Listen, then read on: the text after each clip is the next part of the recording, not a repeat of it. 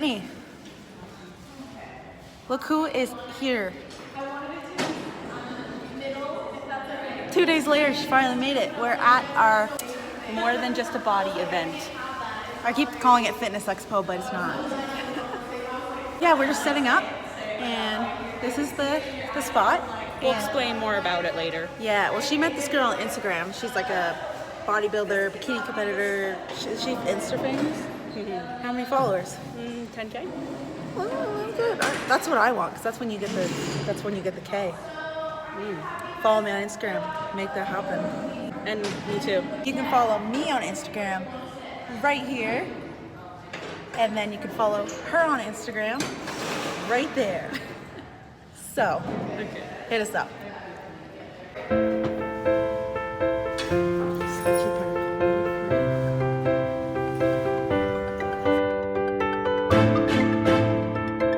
Macros, we want to know what's in it, how's it going to make us feel. Like, we have these different beliefs. Can I actually have this on prep, or can I have this as an athlete? Can I have this if I'm trying to lose weight, gain weight, whatever? So all our beliefs come up, and sometimes those beliefs are given to us from others. Like I said, the whole white don't bite, remember that? That was a belief that was given to me. I no longer believe in it. I will eat anything that's white. I don't care what color it is. I'm going to eat it if I want it, and if it's going to nourish me, and if it's going to support me in my goals. So I think in terms of getting into a healthier relationship with food, which a lot of us are focused on and want to be able to do, maybe we've had that up and down with food. Maybe we're feeling like, finally I'm steady, and then all of a sudden something happens. So we need to find that balance, which has been expressed. We need to find a way that in order to sustain our relationship with food so that it is in a place where we want it to be and does support our current goals, not relating back to old goals or future goals, but just our current place, we need to identify the beliefs we actually have. Good foods, bad foods, can't eat after 7 foods, whatever your beliefs are about food, I want you to write them down, okay? So even if they're positive beliefs, it might be I believe that all foods nourish me. It might be I believe that vegetables make me bloated.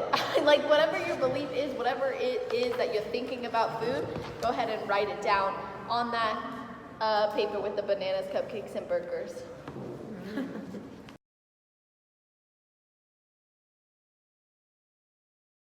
Ourselves to have that donut in the morning, because if we know we're going to have one later, I'm going to save up for this donut later, I'm going to be really good all day.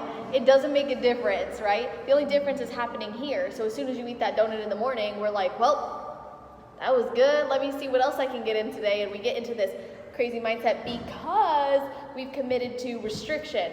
I'm not going to have it tomorrow. I'm going to be good tomorrow. I'm going to be back on track tomorrow. Those are the thoughts that perpetuate the cycle.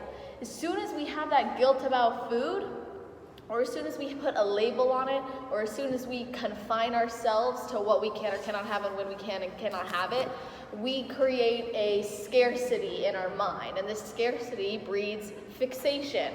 And fixation is what then causes us to go, I'm going to eat it all right now. And that's what causes 10 pieces of chocolate instead of just 1.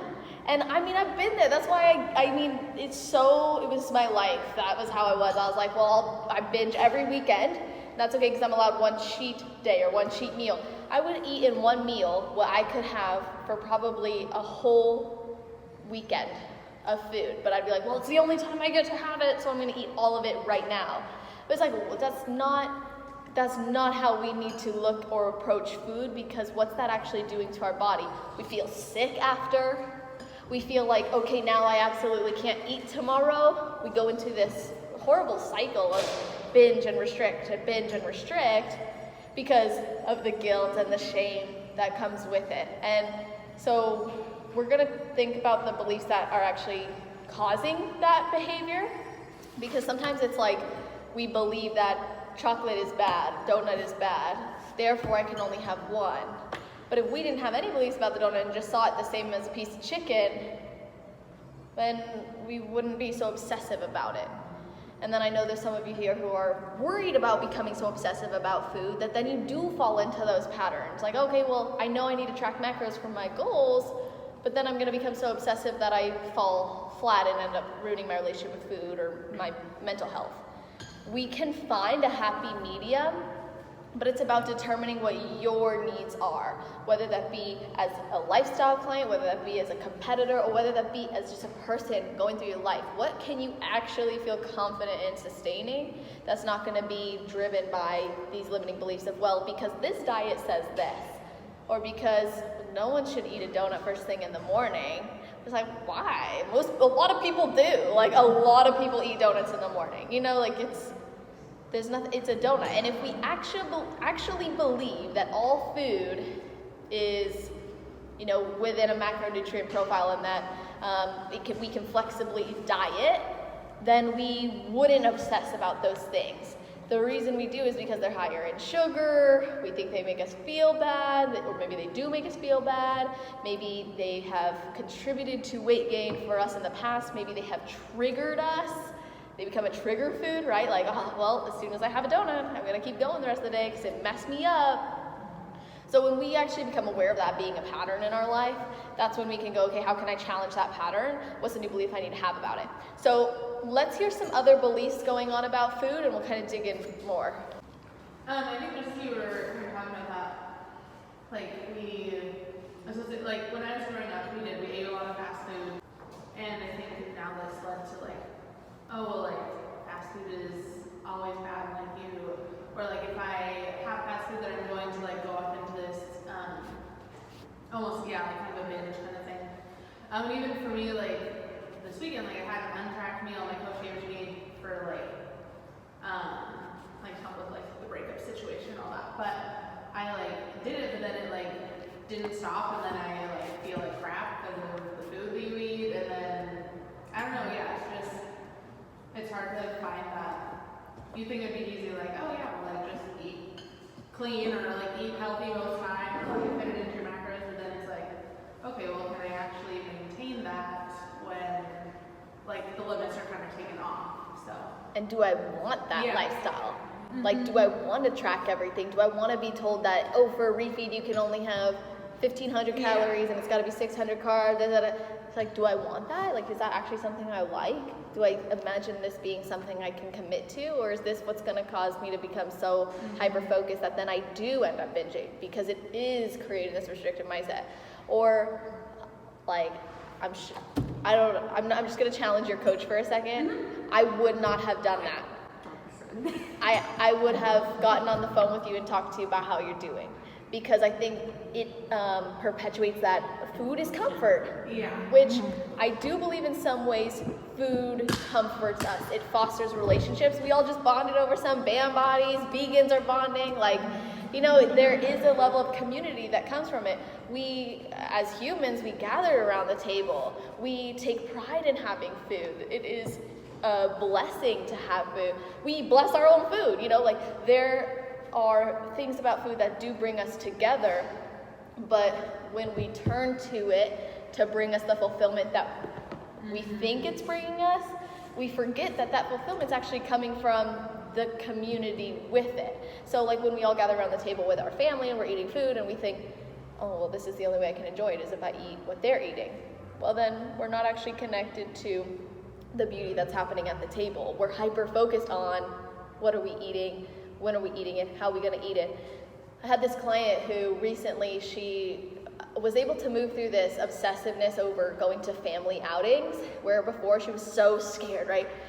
Oh my gosh, what's going to be there? What are we going to eat? What are we going to do? And I was like, how often do you feel present with your family when you're doing that? And she's like, well, I don't actually make much memories there because I'm just too focused on the food. And it's like, you could bring your own food and you would make more memories than if you just like did it. You could also go and not bring your own food and enjoy the food that's there and make more memories. The thing that stops us is the thing that tells us that it's going to trigger us to eat more. We can't control ourselves. It's that pathway that says food equals lack of control. Rather, food equals options, choices, opportunities, nourishment. So we have to just create a new pathway that takes us out of, oh my God, food is really scary, to, okay, food is a choice. I can actually make a decision and it's an empowered one. So when you do, let's say, go to a family outing or you're going through a breakup, you're looking at all this food as, it's just a choice for me. Like, I can eat this or I don't have to. but it's not gonna make or break the situation. It's just gonna maybe add to it or maybe not. Like, I made Christmas brunch for my whole family and it was so much fun. It was an awesome experience and I got to eat it, but I was making it even if I didn't get to, because for me it was about being there. And I did a prep one time through the holidays. And at first, you know, my family was like, oh, this kind of sucks, you're not gonna be able to eat with us, blah, blah. And I was like, honestly, I feel even more connected to you guys because I'm not so focused on the food. I'm actually like, I just got, Ella, see? Light bulb moment. Thank you. I paid them to do that. So then you have this moment of like, okay, I know that because I'm now present with you, I'm having a better experience. And then you can eat food with them and you'll notice no difference. But it's about disconnecting from the food being the culprit of all of this.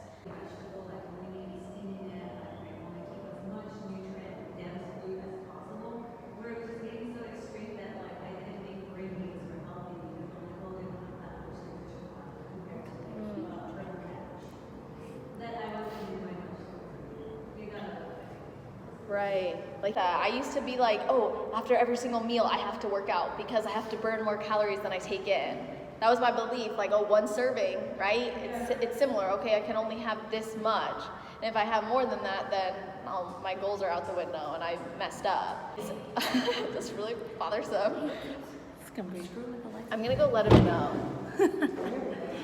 If you surround yourself with competitors who are, let's say, defining being a competitor as having a restrictive mindset, never eating any food. I mean, you see it all the time on Instagram, like, oh, I'm eating 800 calories a day and doing 2 hours of cardio because I want it that bad. That's what you gotta do. Or maybe it's someone else who's been losing weight and they're like, oh my gosh, like, I've been losing weight because I'm committed to this process and I have 4 shakes a day and 2 meals and da-da-da. This is how I'm doing it. This is how you should do it. It's like, okay, that's your identity. That's how you identify with losing weight. That's how you identify as a competitor. Oh. Get in here, I'm gonna show you. They did it, they're like, oh shit. I know, we were like really fast. Yeah. That time, she go come out here. So identity. Let me just look at this really quick because I think that a lot of this comes down to identity. So someone said life balance, family, friends, social gatherings, don't want to participate. Prep is constantly on my mind 24/7. Need to shift the mindset. Absolutely, you need to shift the mindset. Good job realizing that because it is about your identity. On prep, we think prep is all about prep. It's my full-time job. It's my lifestyle. I can't do anything else but prep. Why? Who said that? Like, when did you decide that you could not do anything else? When did becoming a competitor mean now I can't do anything else? When did becoming an athlete mean now I can't do anything else? Like, it's that, again, it's that restricted mindset. It's that I'm gonna put myself in this box, and if I even go outside of the box a little bit, what happens? Guilt and shame. Why? Guilt is this psychological phenomenon that is a representation of acting outside of your identity. Which is why, when we binge, we feel bad about it. We get anxiety about it. We get negative about it. We talk down to ourselves. We feel like, I'm a failure, I can never do it, I'm never able to stick to a diet. This is why when we gain weight post-show, we think we are horrible, we're wrong, we're failures as competitors. Because what, coach over here said you can only gain 10 pounds post-show and be successful? I don't think so. Like, you might have other goals. It may not even be important to you anymore, right? And then indecisiveness, I do believe that this also has a lot to do with identity, because if you identify as someone who wants everything to be perfect, type A, you're probably going to be a little indecisive. I can relate to that. Because one, you want to make the perfect decision, so then you become indecisive about the decision. So it's identity. The more we call ourselves something, the more then we become attached to it. So the more we call ourselves a, let's say, best friend, right? I'm this person's best friend, I'm this person's best friend. The more we feel like we need to be that person's best friend, the more we feel connected to them, attached to them. Let's say you call yourself I'm going to use competitor because it is very relative to this. If you call yourself a competitor and then you kind of are shifting out of that competitor lifestyle, but you always identify as a competitor, then you're not going to know who you are outside of that. So it's really important that you have your competitor identity when you need it, or when it can serve you, but it's not your only identity. Just like maybe being a student, a learner, a teacher, a mom, whatever it is that you identify with on a daily basis, a girlfriend, like that's not the only thing that drives you, but there's definitions behind that identity that are what's actually causing your decision making and action taking. So let's think about our identity right now. So I want you guys to write down how you currently define yourself and how you currently identify yourself. For me, I currently identify myself as a competitor on prep. Absolutely. But I also identify myself as a mentor, a coach, a guide, a friend, a girlfriend, a sister, a daughter. But I mostly right now am focused on competitor on prep. And I can be honest about that. But with that comes to definitions. In the past, my definitions were, I have to be strict, I can't do anything else, I'm in this box, this is all I'm doing, da da da. And it held me back. When I redefined that identity, I was able to now embrace a better lifestyle from it. So write down how you're currently defining and identifying yourself.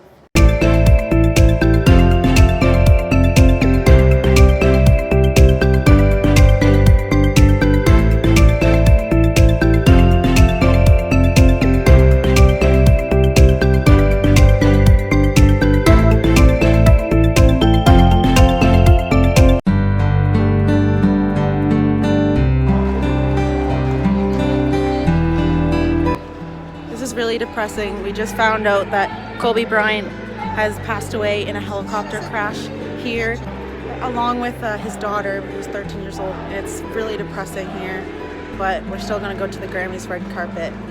We're heading there now, but it's just really, really depressing. Are we going right or left, Britt? Just like straight and straight.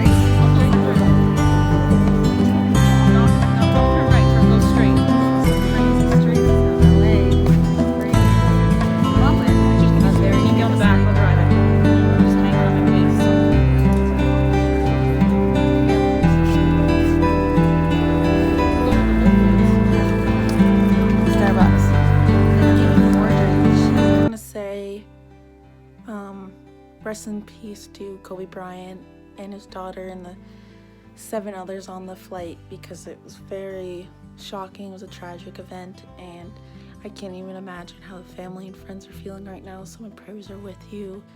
It's like anybody in this world, someone dies so tragically, you're just upset. It's not because he's Kobe, it's because he's a person. That's how I feel about it. So I feel like everybody has the right to be upset and pray for everyone. Even if you didn't even watch basketball, you don't know who he is, that's fine. So I'm back home in Canada, but I wanted to make a little video of how I felt about the workshop. So when I stepped in there, I was very nervous. I'm the type of person, when I meet a group of people at first, I'm very shy. And we did like this exercise in the beginning, and it was, we had to greet everyone in the room like it's like they're your best friend. You haven't seen them in years, so I'd go around and be like, oh my god, hi, like how are you, and like hug them, like, and I was so uncomfortable, like I wanted to cry, but I did it anyways. And then it made me feel a little better after that. It was a little weird, but that's just me. I don't know what I did, but I cut my lips, so just ignore that. And then we did this other exercise. If you watch the show Survivor, there's like a game that they do when they blindfold them, and then there's somebody in behind telling them where to go, so they just have to follow with their voices. So I was partnered with someone I didn't know, and it was fun. It actually was, like, I got really comfortable with everyone, and it just kind of got easy from there, and it got easier from there. I wouldn't say it was easy. And then once we actually started the workshop and we started talking and I was hearing other people's stories, like, it made me realize that a lot of people go through the same things that I do. Like, we're all the same people. Like, we all think the same way. We all go through a lot of the same things. What I learned from this workshop is mostly all the girls that were there have done competition prep before. like for bodybuilding, and to me they were all the perfect size. To me they're all tiny. Obviously after the show you want to stay that lean, but obviously that's impossible because it's not a healthy lifestyle, and so it hurts it messes with your mind a lot because you're gaining weight back, but it's for a good reason. But when you see the weight go up on the scale, you're like, oh my god, I'm gaining fat back, I'm gaining weight, I'm getting fat, which you're not. For example, say one day you were 140 and the next day you're 144. You're like, how did I gain 4 pounds in a day? You didn't. It's impossible to gain fat that quickly. It's either you're holding water, or you didn't digest all the food yet. Maybe you ate too much salt, so it's sodium, it's holding onto the salt in your body. But what I really got from this is to appreciate my body more, because I don't like my stomach, I don't like my arms, I don't like, there's lots of things I don't like in my body. I can pick myself apart so easily. But if I didn't have my belly, or if I didn't have my arms, I wouldn't be able to do what I could do today. I wouldn't be able to hold this phone right here and talk to you guys. I wouldn't be able to stand if I didn't have my belly. I would be in a wheelchair, and to be honest, I'd probably be dead. You can't live without a stomach. So it just really opened up my eyes a lot with my body. Obviously I still struggle, but it opened up my mind to think more about stuff around me than how I look. Like, it made me appreciate life more. And you could be 100 pounds and still think you're fat, and still think you're huge, that you need to lose weight. But for my eyes, that person that's 100 pounds, I think they are super tiny, not even fat. Like, but it's your mindset. Like, people might look at me and be like, oh my god, like, she's so dramatic, like, she's not even fat. But what you see from your own eyes is usually what no one else sees, like, for flaws and everything. So everybody struggles the same way. If you're higher in weight or lower in weight, everybody has the same struggles of their own bodies, because it's just a natural thing that we have. But I wanted to share this video, and I wanted to go to the event because I wanted to accept myself more, and I want you guys to accept yourselves more, because everybody's beautiful in their own way. Shout out to Tanner, my sister's boyfriend. He told me that yesterday, that everyone's perfect in their own way. No one looks the same, unless you're twins, but that doesn't count. Everyone's different. Everyone looks different. So why compare yourself, right? Because it's impossible to look like that person. You're perfect in your own way. And that just really spoke to me. It made me cry.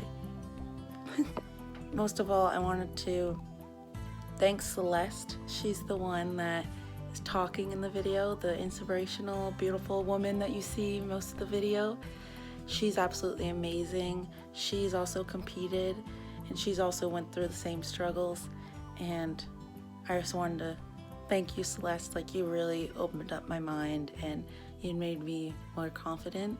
It's definitely gonna take a lot more work, but you started it. You helped me start it. So thank you. And I hope to see you again soon. I also wanted to thank all the girls that were there with us, because everyone opened up about themselves, and most of us didn't even know each other before the event, and we opened up in front of each other. And I just want to say how proud I am of all of you, and that you guys all deserve to be happy, and you're all beautiful, you're all perfect in your own way, and you don't need to change. If you want to change, that's fine, but you do not need to. And same with everyone else in this world. You don't need to change. You don't. You're perfect. But if you want to, that's fine, but you don't have to. Well, hopefully I made you tear up there. Just kidding. But Thank you for watching, and if you ever need any advice or even a pep talk, message me on Instagram, Facebook, Twitter, anything. Just look up Jennifer Burke, you'll find me. And sorry, I'm losing my voice because we had friends come over from the States on the weekend. And there we go, that explains it. We were drinking a lot, so I'll be posting a video of my LA trip very soon. I really hope this video helps you or your friends or your family. You'll see me again. Like and subscribe for more videos. I'll be back.